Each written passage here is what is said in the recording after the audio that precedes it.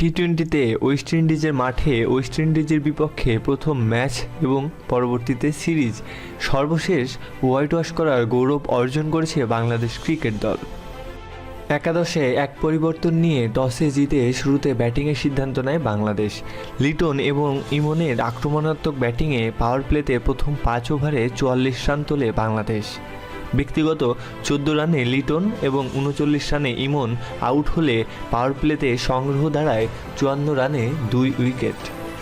ইনিংসের 15তম ওভারে শেখ মেহেদী এবং শামীম পাটোয়ারির নাটকীয় রান আউটের পর বেশ চাপে পড়ে যায় বাংলাদেশ।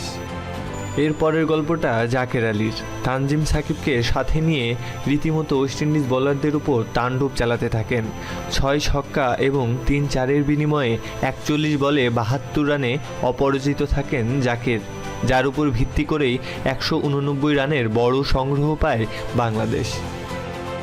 জবাবে ব্যাট করতে নেমে তাসকিনের প্রথম ওভারের দ্বিতীয় বলে ব্র্যান্ডন কিংয়ের উইকেট হারায় উইন্ডিজ।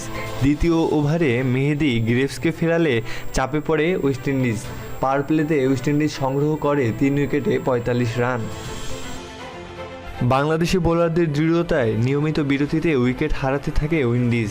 রোমারিও শেফার্ড সেই দিকে কিছুটা চেষ্টা করলেও ম্যাচের নিয়ন্ত্রণ তখন বাংলাদেশের হাতে। রিশাদের 3, তাসকিন এবং মেহেদীর 2টি করে উইকেট বাংলাদেশকে 80 রানের জয় এনে দেয়, যার ফলে প্রথমবারের মতো ওয়েস্ট ইন্ডিজকে হোয়াইট ওয়াশ করার স্বাদ পায় বাংলাদেশ।